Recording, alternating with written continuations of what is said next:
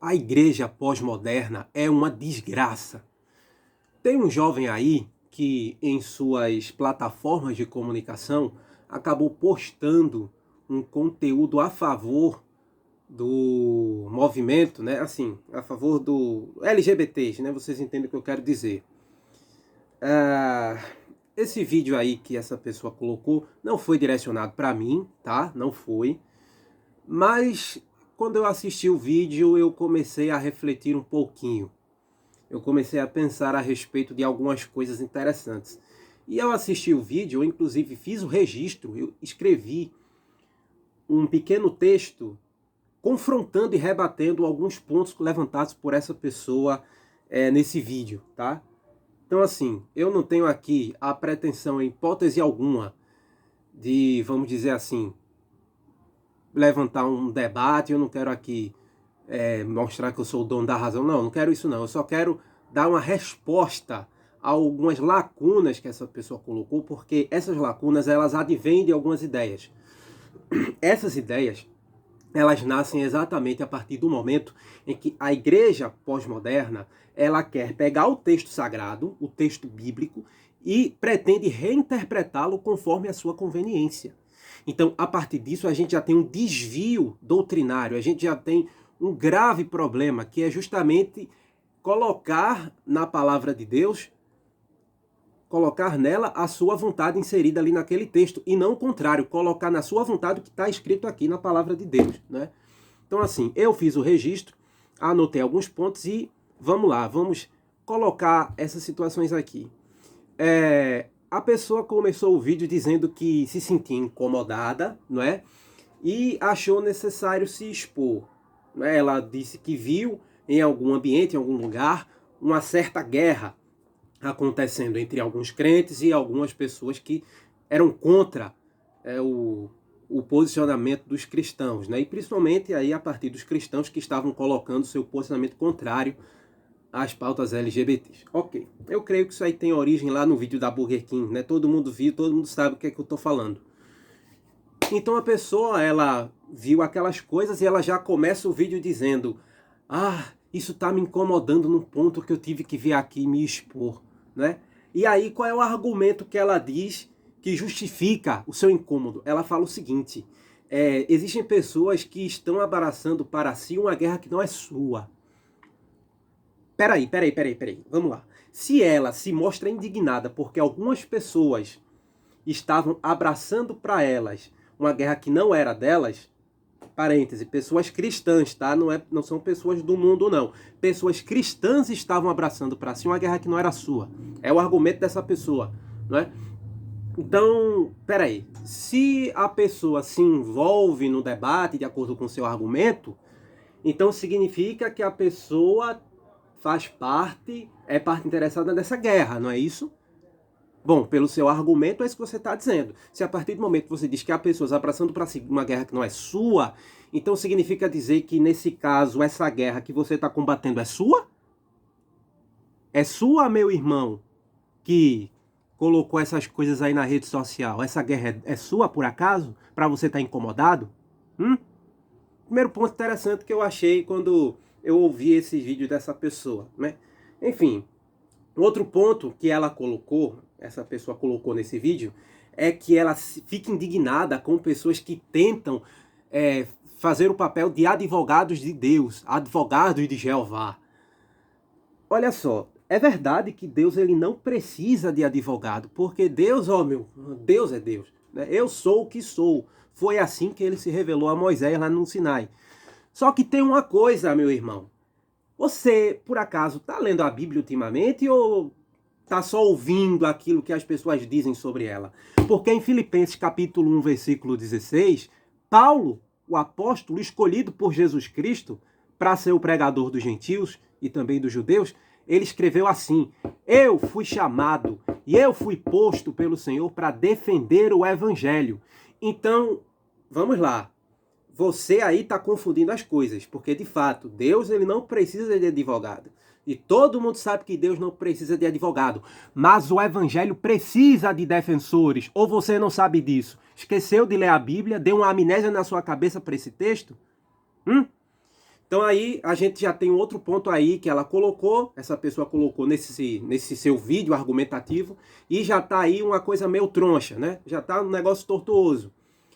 Um outro ponto, a pessoa disse o seguinte, que existem muitas pessoas querendo fazer o papel de mártires do evangelho, né?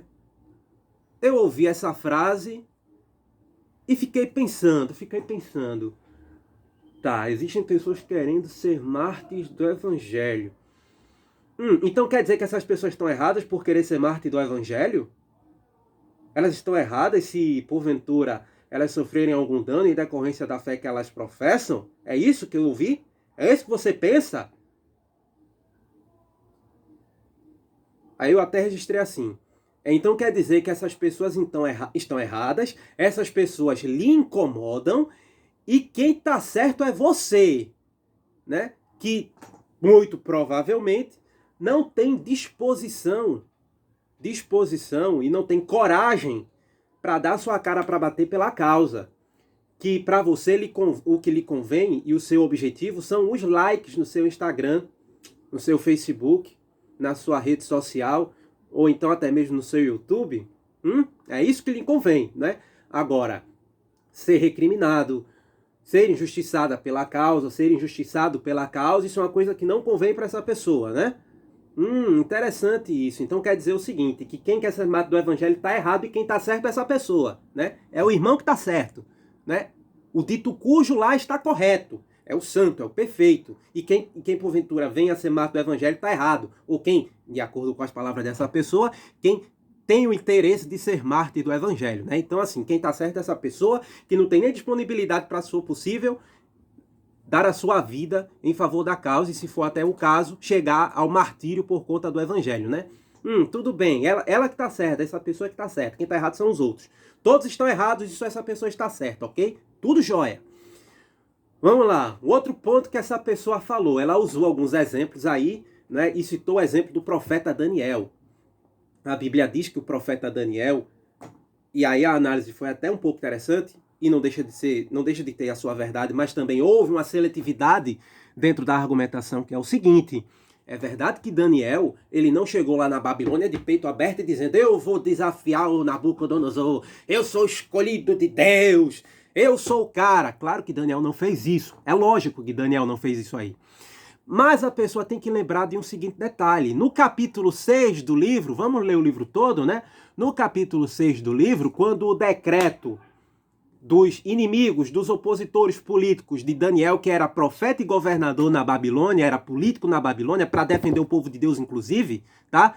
Daniel, quando ele é desafiado pelos seus opositores, o que é que acontece? Daniel recua, Daniel deixa de orar, ou ele pega no seu quarto, abre a sua janela e é visto orando com o seu corpo direcionado para Jerusalém.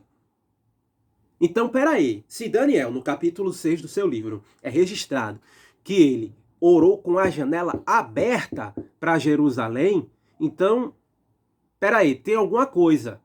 Ele queria ou não queria, de repente, expressar a sua fé e a sua devoção a Deus? O texto do capítulo 6 é muito claro. Mesmo com o decreto de morte para aquele que não pedisse alguma coisa para o rei, se não me engano, Dario, essa pessoa que fosse pega nessa situação seria condenada. E o rei já havia decretado esse pedido. E mesmo assim, Daniel desobedece.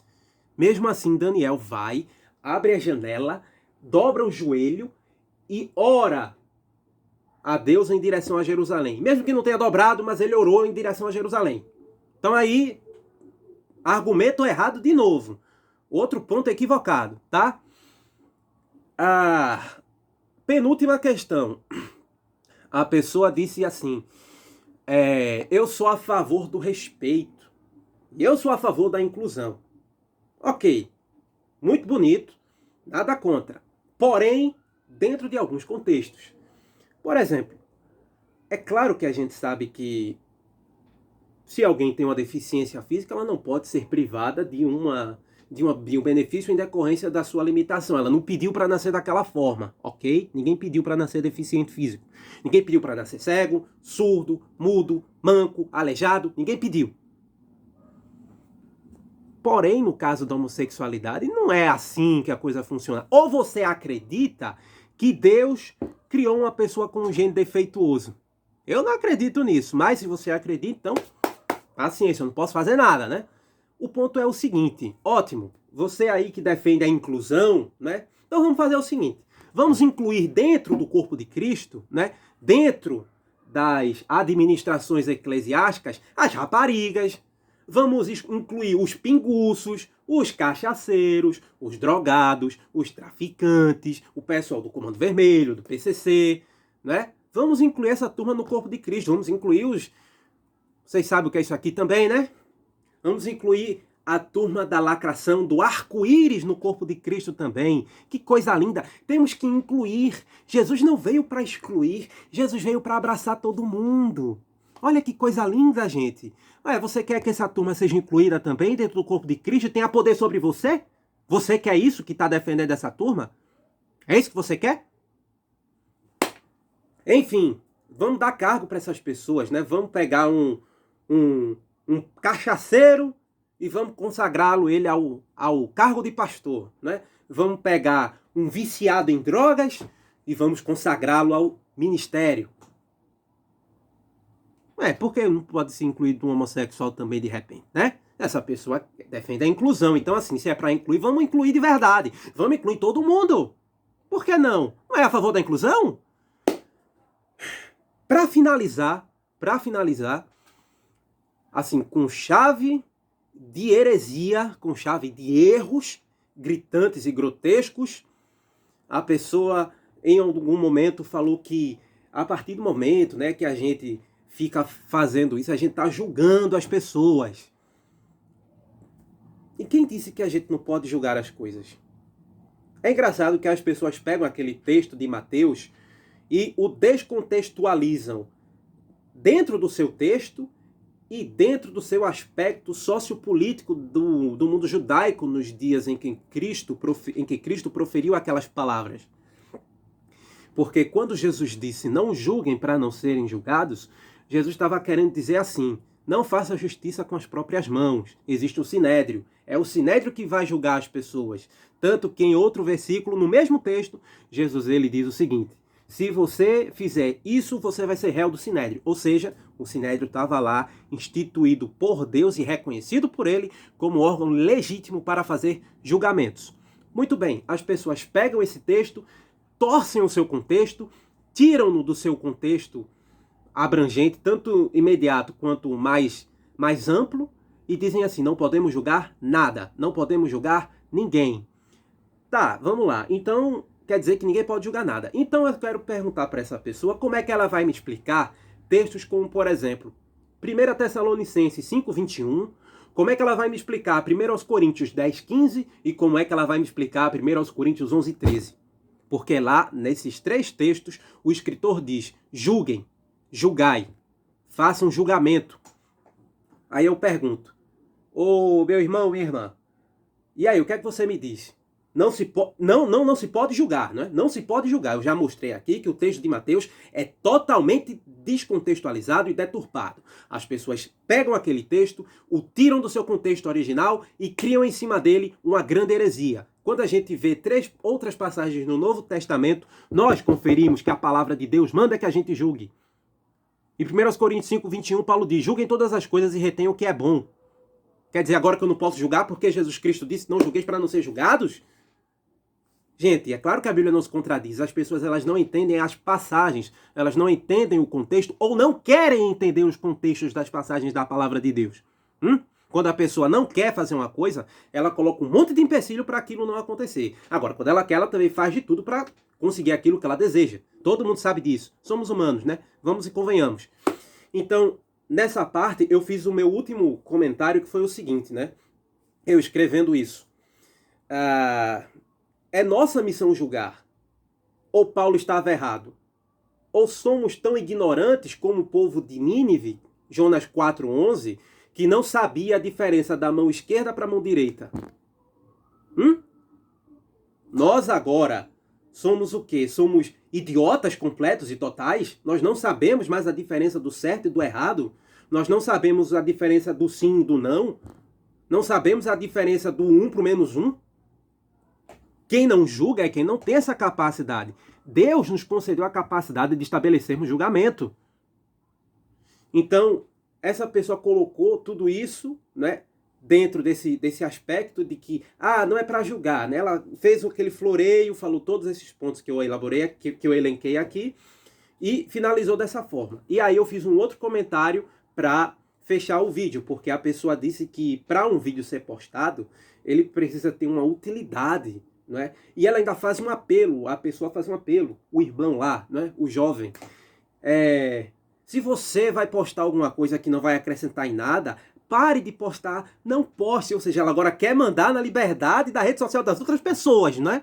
Só porque ela se incomodou com publicações, com expressões de opinião de pessoas contrárias à opinião dela, aí a pessoa ficou incomodada, o jovem ficou incomodado, né? Ele ficou, não posta isso, para de falar isso, tá errado, não pode, não pode, não pode. Aí eu escrevi o seguinte: ora, baseado no seu argumento, esse teu vídeo de que para ser necessário tem que ser útil, esse teu vídeo está sendo útil para quê? Está sendo útil para quê se você não trouxe a mensagem do arrependimento do evangelho em todo o seu conteúdo que você expressou aí? Em nenhum momento do seu vídeo você manda o pecador se arrepender, você faz esse apelo. Deus quer que nós nos arrependamos de nossos pecados. A pessoa não falou isso em momento nenhum do vídeo que ela falou, né? Pelo menos aquele que eu vi.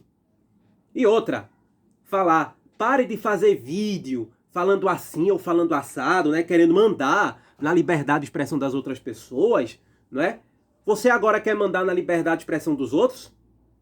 Por que em vez de falar para os crentes pararem de postar suas opiniões, você também não fala que os gays parem de praticar as suas abominações? Se alguém acha que eu estou falando a coisa da minha cabeça, vale Levítico 18:22, tá? Porque Deus diz lá o que é esse ato aí. Deus diz lá, abominação. Pesquisa o que quer dizer abominação no hebraico, tá bom?